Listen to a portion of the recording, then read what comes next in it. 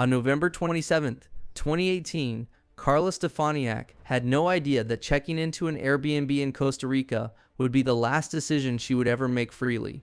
The 36-year-old insurance agent from Miami was just hours away from celebrating her birthday in paradise.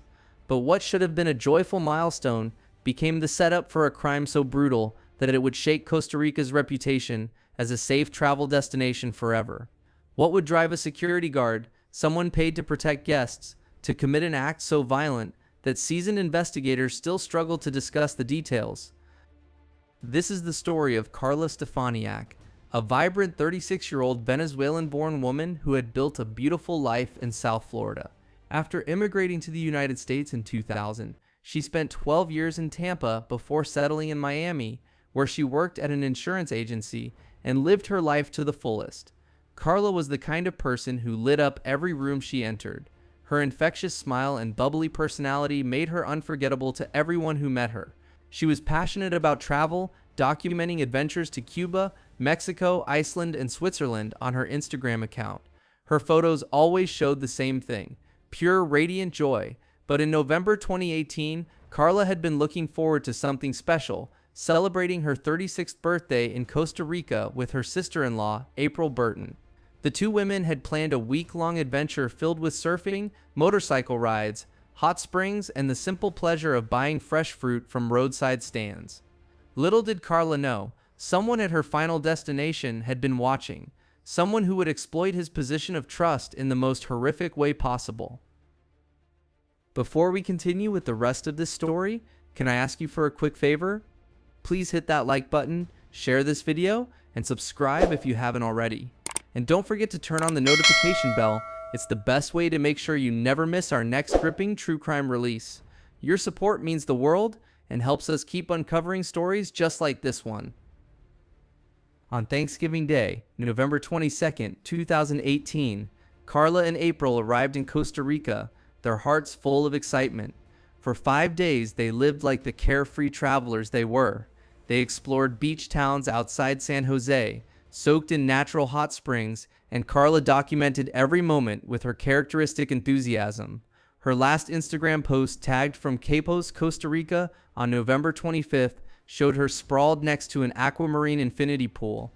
"I'm going to miss this place," she wrote, words that would later take on a haunting significance. But what police found about her final night would change everything. November 27th started like any other day of their vacation, but this was when their paths would diverge, and Carla's nightmare would begin. April had to return to Florida early due to work commitments. The plan was simple. Carla would drop April at the airport, return their rental car, and spend one more night in Costa Rica before flying home on November 28th, her actual birthday. At the airport, the two women said their goodbyes. April later recalled that Carla seemed in great spirits, excited about spending her birthday exploring San Jose one more time.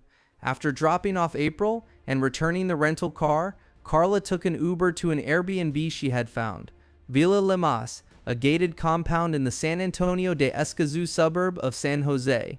The Uber driver who took her there would later become a crucial witness. He told investigators that Carla had asked him to return the next morning around 8:30 a.m. to take her shopping before her 1:30 p.m. flight. It was a reasonable request from a tourist wanting to squeeze in some last-minute souvenir hunting. However, the killer made one crucial mistake that night. He underestimated how closely Carla's family monitored her communications. Carla was meticulous about staying in touch with her family. She was the type of person who wakes up and opens her eyes and looks at her phone and literally looks at Instagram and WhatsApp, according to her close friend Laura Jaime. At approximately 8 p.m. on November 27th, Carla sent what would become her final messages. In a group chat on WhatsApp, she wrote about the heavy rain and mentioned that the power had gone out. "Super sketchy," she added, a casual comment that would later seem like a premonition. Around 7:20 p.m. during a FaceTime call with a friend, Carla mentioned she was thirsty. When her friend suggested boiling water, she explained that all she could find was a skillet. Then she said something that would haunt investigators. She was going to ask one of the security guards to buy her a bottle of water since it was raining so hard. At exactly 9 p.m., Carla's phone died. She made no further online posts, sent no more messages, For someone who lived her life so publicly, so connected, this digital silence was deafening. But what happened next would reveal a predator hiding in plain sight. November 28th was supposed to be Carla's 36th birthday celebration. Her friends and family bombarded her phone with birthday messages throughout the morning. But something was wrong. Carla wasn't responding to any of them. Laura Jaime, who was supposed to pick up Carla from the airport and take her to a birthday dinner, arrived at Fort Lauderdale Hollywood International Airport that afternoon. With growing concern, why hadn't she heard from her friend all day? Her worst fears were confirmed when a gate agent delivered devastating news. Carla hadn't boarded the plane. Meanwhile, at Villa Lamas, a security guard named Bismarck Espinoza Martinez was telling anyone who asked that he had seen Carla leave around 5 a.m. in an Uber, heading to the airport. It was a story that seemed plausible at first, until her family started digging deeper. Just when investigators thought they had a straightforward missing person case, inconsistencies in the security guard's story began to unravel everything. Carla's family didn't waste time. By November 29th, they had launched a massive social media campaign with the hashtag #FindingCarla. Her brother Carlos flew from Venezuela to Costa Rica to meet with local investigators, while friends and family in Florida coordinated with the U.S. Embassy and FBI. The family's first stop was Villa Lamas, where they met with the property owners and staff. This is where Carlos Caicedo experienced one of the most chilling moments of his life, shaking hands with his daughter's killer. "We went to the villa. This guy shook our hands, looks us in the eyes, he tells his fake story," Carlos later told reporters. "And we couldn't feel anything from this guy. Like, I just can't believe it. How cold-hearted can you be?" Bismarck Espinoza Martinez looked the grieving family in the eye and repeated his story. Carla had left around 5 a.m. in an Uber to go to the airport.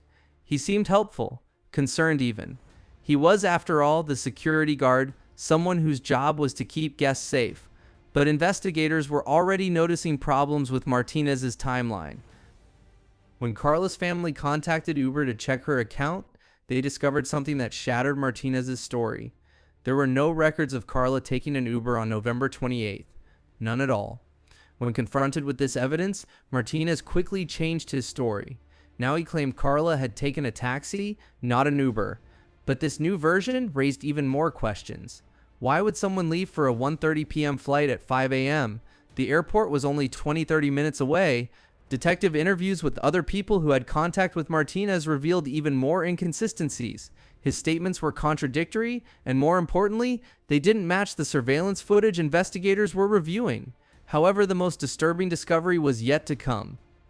For 6 agonizing days, Carla's family held on to hope. Maybe she had been kidnapped. Maybe she was being held somewhere. Maybe somehow she was still alive. That hope died on December 3rd, 2018, when search dogs made a gruesome discovery in a wooded area about 300 yards behind the Villa Lamas property. The smell of decomposition led them to a partially buried body covered in plastic bags. Even before official identification, the family knew the advanced state of decomposition indicated the victim had been dead for several days, since around the time Carla disappeared. Carlos Caicedo was allowed to view the body at the morgue on Tuesday night. Through his tears, he confirmed what everyone feared: it was his daughter. But what the autopsy revealed would expose the true brutality of what Carla had endured. The autopsy results painted a picture of unimaginable horror. Carla had suffered multiple stab wounds to her neck and upper extremities.